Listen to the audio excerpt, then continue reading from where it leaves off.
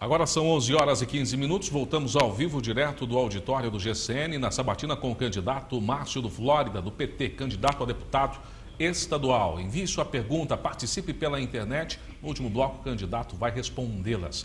Nesse bloco a gente começa com Melissa Toledo. Bom dia, Melissa. Bom dia, candidato. Bom dia a todos que nos acompanham pela difusora, portal GCN e TV Franca. Candidato, em novembro do ano passado, o senhor defendeu publicamente na tribuna da Câmara 3 integrantes do Mensalão: o José Genuíno, o José Dirceu e o Delúbio Soares. E o senhor criticou também a ação penal do Supremo Tribunal Federal. O senhor não teme que isso tenha arranhado a imagem do senhor e que também diminua o apoio dos eleitores e, consequentemente, a sua votação?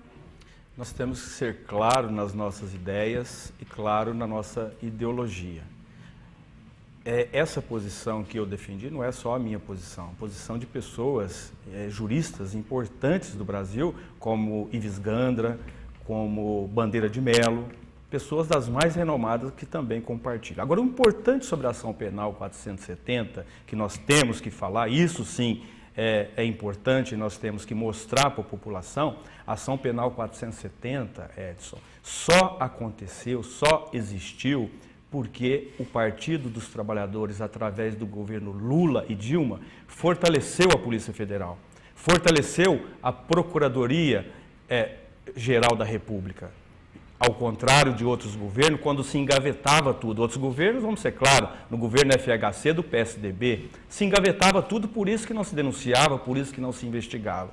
Então, se houve essa investigação, se houve condenações, é porque o próprio PT disponibilizou meios institucionais para isso. Não é o que acontece, por exemplo, aqui em São Paulo. Aqui em São Paulo temos escândalo do metrô de São Paulo, um escândalo de 850 milhões de reais. Isso é o maior escândalo da história. Tivemos a reeleição do Fernando Henrique, a emenda da reeleição, não se investigou, com deputados dizendo que receberam para votar a reeleição. Temos o PSDB tucano, o mensalão tucano em Minas Gerais, e não se investigou. E isso é o que tem que ser dito. Uma SEI não se conseguiu montar na Assembleia Legislativa de São Paulo e os 2 deputados de Franca não assinaram essa SEI, faltaram 3 assinaturas, porque o governo de São Paulo pressionou para que a sua base não aceitasse a instauração dessa SEI aqui em São Paulo. Isso a população tem que saber. Sim, então, senhor, para ficar claro, o senhor ratifica a defesa do José Dirceu, José Genuíno e do Delúbio Soares, sem nenhum temor que isso prejudique? Eu já respondi. A minha indignação com a forma como aconteceu a tramitação da ação penal 470. Agora, Márcio, o que não fica claro, tanto nessa pergunta quanto na feita anteriormente em relação ao Newton Lima, é se o senhor não se sente constrangido em aparecer em fotos, em fazer defesa pública de políticos com condenações e algum deles, inclusive, presos. O Newton Lima não foi preso, eu não apareci em foto. Não, ele está na condenação. Eu apareci em foto com o Newton Lima e ele não foi condenado ainda. O processo dele está em tramitação. Isso na justiça. Não há nada que condene a conduta do Márcio, isso na justiça eleitoral. Na justiça comum, ele já tem uma condenação do Tribunal de Justiça e até por isso ele é considerado. Ele recorre, mas a condenação existe. Não existe trâmite em julgado, exatamente. Nem na condenação anterior não, dele. Não tem, porque existem inúmeros graus de recursos no Brasil, não é mesmo? Nós conhecemos o caso concreto. Sim. Priscila, eu já falei aqui uma coisa simples, um erro que não foi dele, um erro da empresa que ele contratou. Não tenho o mínimo de receio em aparecer ao lado do deputado Newton Lima. O deputado tem feito muito por Franca, inclusive agora conseguiu R$1.080.000 do governo federal para trocar todos os equipamentos de hemodiálise aqui na cidade de Franca. São 23 equipamentos que estão sucateados e é trabalho agora do Newton Lima, junto com o Márcio do Flórida, vereador, com o PT de Franca. O senhor é a favor ou contra a lei da ficha limpa? Lógico, sou favorável, o PT sempre foi favorável. Né? Inclusive em Franca, o vereador Silas Cuba, que é do meu partido, apresentou também o projeto local do Ficha Limpa. Márcio, o senhor é vereador do PT, o único de oposição declarada na Câmara Municipal de Franca. Caso o atual cenário apontado hoje pelas pesquisas não seja alterado, tudo indica que o governador Alckmin será reeleito. Se o senhor for eleito, continuará sendo oposição, desta vez na Assembleia Legislativa. O fato de ser oposição ao governo não possa prejudicar aí o seu trabalho como deputado e dificultar a vinda de recursos para Franca? A moeda tem dois lados, né, Edson? As pesquisas também indicam que Dilma Rousseff pode ser eleita no primeiro turno, ainda no primeiro turno, no Brasil. E eu serei deputado estadual, mas continuarei com o meu trabalho, vamos ampliar sendo deputado estadual, vamos ser um embaixador também em Brasília. Então, em relação ao governo federal, teremos até mais espaço e conseguiremos mais ainda benefícios para a cidade de Franca. Agora, em relação ao governo de São Paulo, é engraçado, ontem, Edson, era para sair uma pesquisa do Datafolha. Datafolha não divulgou a pesquisa. Por quê? Nós temos informações que o Padilha está em ascensão, está crescendo. E não podem cantar a vitória antes da hora. Nós tivemos 2 exemplos claros disso. Erundina, quando foi eleita a Prefeitura de São Paulo, não era favorita, virou a eleição nos 3 últimos dias. Na campanha passada, em 2010, o Mercadante também não era favorito. Ampliou a votação na última semana, faltaram 70 mil votos para que ele fosse ao segundo turno. Então, vocês não conhecem a força da militância do PT e principalmente nessa reta final. O PT é de chegada e vai chegar também com Padilha no segundo turno aqui em São Paulo. Não tenho dúvida disso. Márcio, a sua relação com o prefeito municipal também não é das melhores.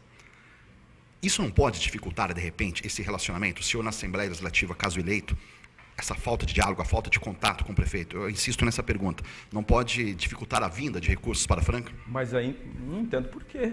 O governo de São Paulo vai ser do PT. O governo de São Paulo vai ser do PT porque nós vamos para o segundo turno e vamos ganhar essa eleição. Agora, aqui em Franca, nem os candidatos do PSDB querem estarem ao lado do prefeito Alexandre, que é do PSDB. Nem o governador Alckmin quer estar ao lado do Alexandre, que é do PSDB.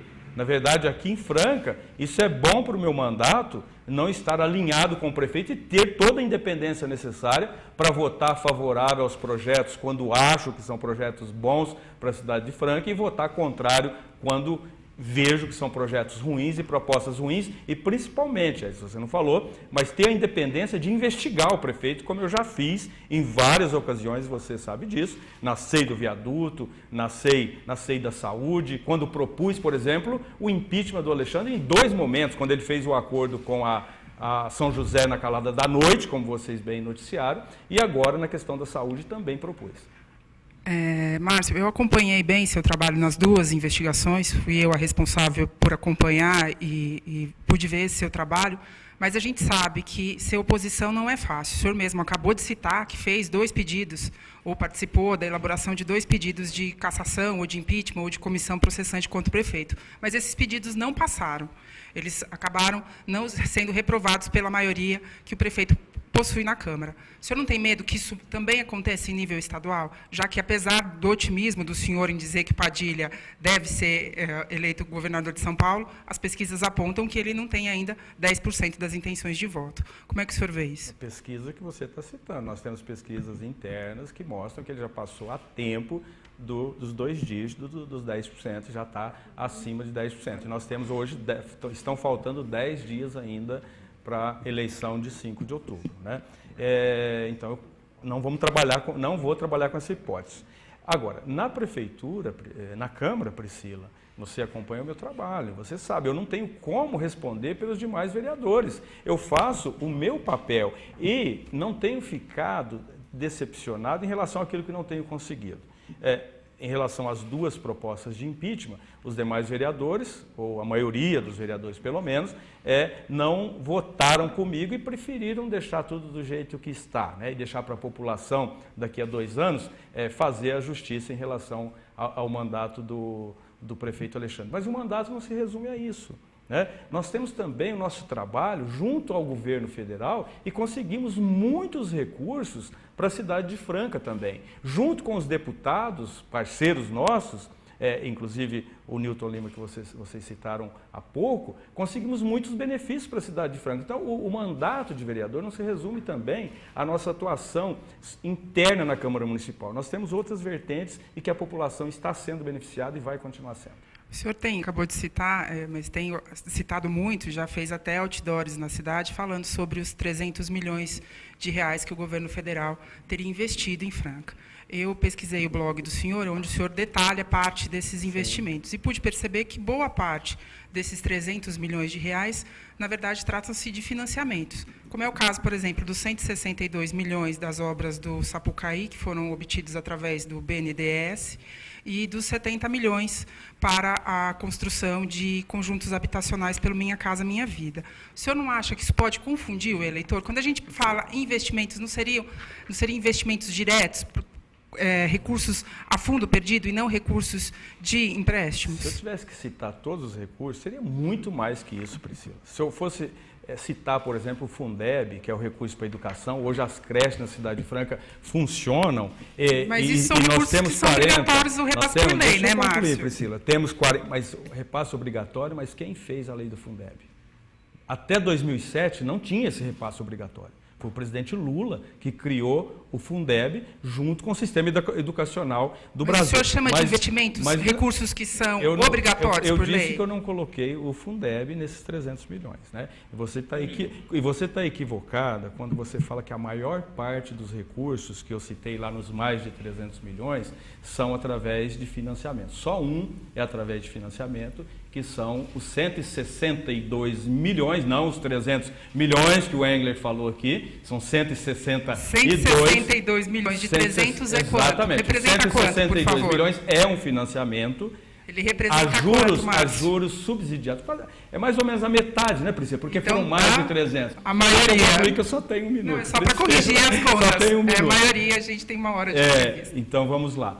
Esses 162 milhões foram a juros subsidiados, né, juros baixíssimos. Não tem R$1 de investimento do governo do Estado de São Paulo. Depois falaremos mais sobre isso. Então, se estamos construindo um sistema de tratamento de esgoto, é porque quem está colocando o dinheiro aqui é o governo federal, mesmo que vá ser pago. Mas a Sabesp não colocou R$1. Agora, os 70 milhões que você fala, aí não é financiamento. Porque Obrigado, as pessoas vão pagar R$40 por uma habitação. Chegamos ao fim do segundo bloco da Sabatina com Márcio do Flórida, candidato a deputado estadual pelo PT. A gente vai a um breve intervalo comercial e volta já.